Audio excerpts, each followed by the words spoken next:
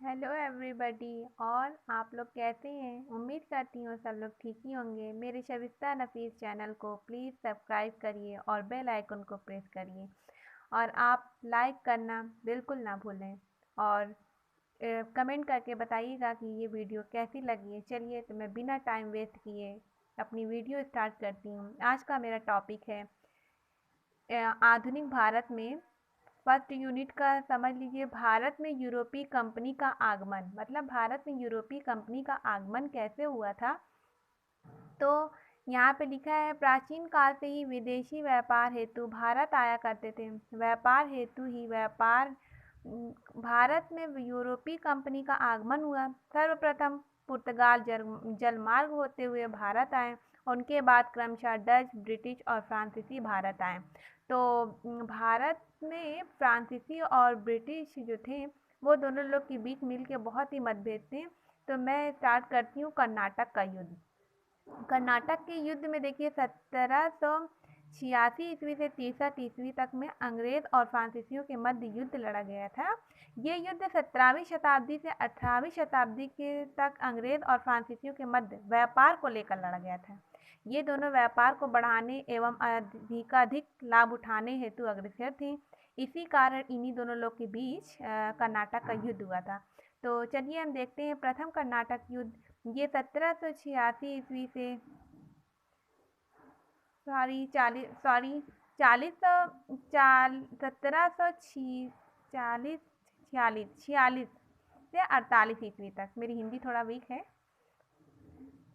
कर्नाटक देखिए, तो प्रथम युद्ध आप जानी के इतने में हुआ था। तो कर्नाटक उस समय हैदराबाद का अंग था।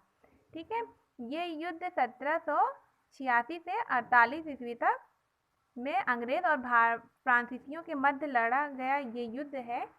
तो मैं दूसरी बार बताती हूँ। दूसरी टॉपिक ये मान लिए, दूसरी पॉइंट ये हुआ कि इस समय फ्रांसीसी का मुख्यालय पांडिचेरी में था। देखिए याद रखिएगा, इस समय फ्रांसीसी का मुख्यालय पांडिचेरी में था और उसके समय कार्यकाल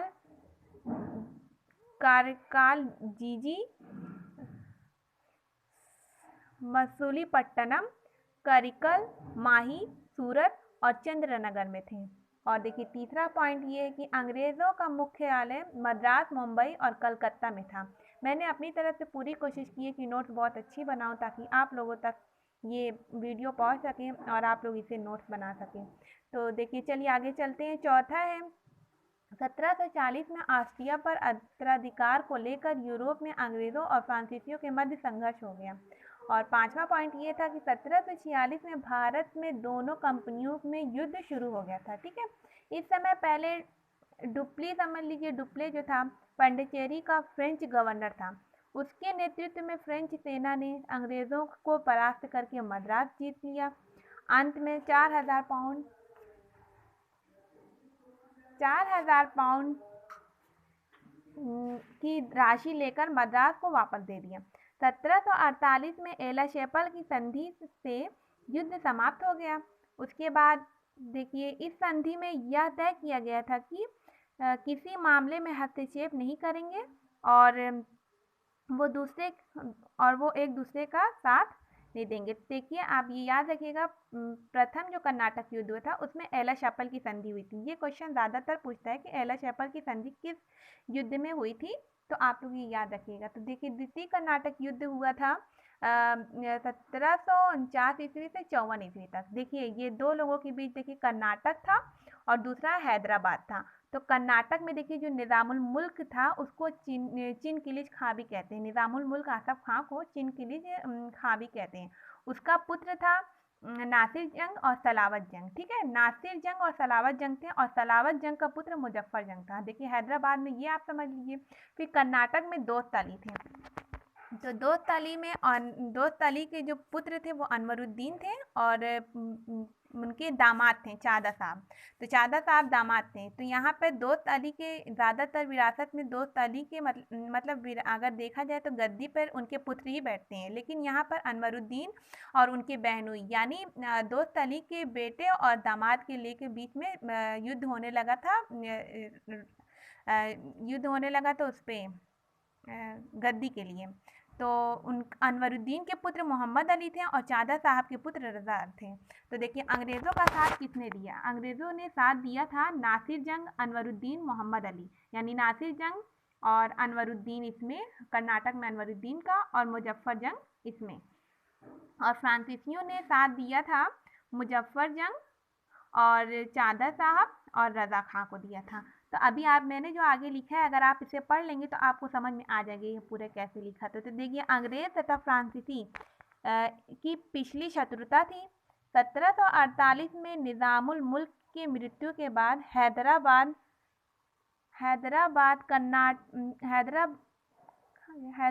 में नासिर जंग और मुजफ्फर जंग के बीच युद्ध होने लगा था।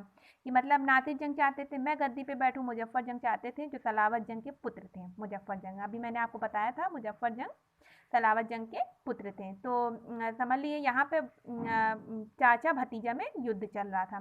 तो कर्नाटक में अनवरुद्दीन तथा चादा साहब के मध्य युद्ध हो रहा था। तो हैदराबाद में तो ये नासिर जंग और मुजफ्फर जंग के बीच में युद्ध हो रहा था, और कर्नाटक में अनवरुद्दीन और चादा साहब यानी दामाद और पुत्र के बीच में युद्ध लड़ा था। तो इस और तंजौर का उत्तराधिकार का युद्ध हुआ था, और इसी मध्य तंजौर का उत्तराधिकार का युद्ध हुआ था। तो देखिए अंबूर का युद्ध ये बहुत इंपॉर्टेंट है। अंबूर का युद्ध इसी द्वितीय कर्नाटक युद्ध में हुआ था। तो ड्यूप्ले ने चादा साहब तथा मुजफ्फर जंग को मिलाकर कर्नाटक का नवाब अनवरुद्दीन पर आक्रमण किया। देखिए और उसके बाद वो अनवरुद्दीन पर आक्रमण किया और वो मारा गया। इस प्रकार से कर्नाटक का नवाब चादा साहब बने उसके बाद देखिए अंग्रेज ने नासिर जंग से सहायता से 1750 में कर्नाटक पर आक्रमण किया, परंतु उसकी हत्या कर दी गई। तो हैदराबाद का नवाब मुजफ्फर जंग को घोषित कर दिया गया। और तीसरा पॉइंट देखिए भारत में फ्रांसीसी मुजफ्फर जंग को मारकर नासिर जंग के भाई सलावत जंग को हैदराबाद का नवाब बना दिया। और 1751 में संपूर्ण दक्षिण में फ्रांसीसियों का आधिपत्य स्थापित हो गया। बाद में अंग्रेज चादा साहब को अनवरुद्दीन का पुत्र मोहम्मद अली को कर्नाटक का नवाब घोषित कर दिया। तो इसी बीच डुप्ले की वापसी होने लगती है। तो इसी कारण मतलब यहाँ पे फ्रांसीसियों की स्थिति कमजोर होने लगती है। तो देखिए डुप्ले की वापसी जो हुई थी 1754 ईस्वी में थी। तो डुप्ले को फ्रांसीसी की सरकार 1754 ईस्वी में वापस बुलाई थी, जिससे फ्रांसीसियों को अधिक नुकसान उठाना पड़ा। और अंततः द्वितीय कर्नाटक युद्ध पांडिचेरी की संधि से समाप्त कर दिया गया था। देखिए पहला आप लोग याद रखिएगा कि जो प्रथम कर्नाटक युद्ध हुआ था उसमें एला शैपल की संधि हुई थी, और द्वितीय कर्नाटक जो हुआ था उसमें पांडिचेरी की संधि हुई थी। तो देखिए ये आप कॉन्सेप्ट क्लियर हो गया कि मतलब प्रथम में एला शैपल की संधि हुई थी और द्वितीय कर्नाटक युद्ध में पांडिचेरी की संधि हुई थी। तो ठीक है आगे चलते हैं। दोनों कंपनी ने निश्चित किया वो भारत में किसी भी मामले में हस्तक्षेप नहीं करेंगे, साथ ही जीते हुए प्रदेश वापस लौटा दिए जाएंगे। उसके बाद कर्नाटक का तृतीय युद्ध। वीडियो लंबी नहीं इतनी होगी, मैंने नोट्स बनाने की बहुत ही कोशिश की है। प्लीज़ मेरे चैनल को सब्सक्राइब करें और बेल आइकन को प्रेस कर दें और नोटिफिकेशन आप ताकि इसलिए मेरी सारी नोटिफिकेशन आप तक पहुंच जाए। मैंने पूरी कोशिश की है कि आपके लिए नोट्स अच्छी से अच्छी बना लूँ ताकि एग्ज़ाम में आपको अच्छे नंबर मिल सकें। तो एक मतलब फिर से कहती हूँ प्लीज़ मेरे चैनल को सब्सक्राइब कर दीजिएगा। कर्नाटक का तृतीय युद्ध हुआ था 1756 ईस्वी से 63 ईस्वी तक। इस युद्ध के प्रारंभ होने से पहले फ्रांसीसी का मुख्यालय पांडिचेरी में था, अंग्रेज का मुख्यालय मुंबई, मद्रास और कलकत्ता में था। ये तो मैंने आपको पहले ही बता दिया था, फिर भी मैंने लिख दिया है ताकि आंसर और अच्छा हो जाए। यूरोप में ऑस्ट्रिया के उत्तराधिकार को लेकर फ्रांसीसी और अंग्रेजों के मध्य संघर्ष चल रहे थे। पूरी तरह से ये युद्ध यूरोप का ही भाग है।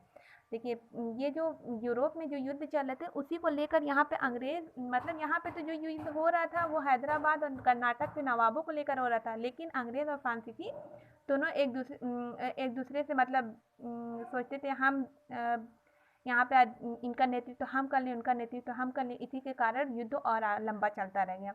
1756 में फ्रांसीसी सरकार ने काउंट डी लाली को अगला गवर्नर बनाकर भेजा। उसके हाथे ही फोर्ट डेविस को जीत लिया तथा तंजौर पर 56 लाख रुपये बकाया को बकाया लेकर युद्ध कर लिया, परंतु वह असफल रहा। उधर अंग्रेज ने सिराजुद्दौला को बंगाल से पराजित कर दिया, जिससे अंग्रेज की स्थिति अत्यधिक मजबूत हो गई। 1760 में सर आयर फूट के नेतृत्व में ब्रिटिश सेना ने फ्रांसीसियों को वांडीवाश के युद्ध में पूरी तरह पराजित कर दिया। 1763 ईस्वी में इस युद्ध के अंत में पंडिचेरी एवं कुछ अन्य प्रदेश किलेबंदी न करके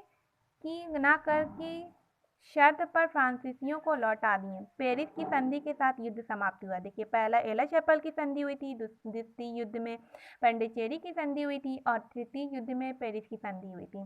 तो यहाँ पर अंग्रेजी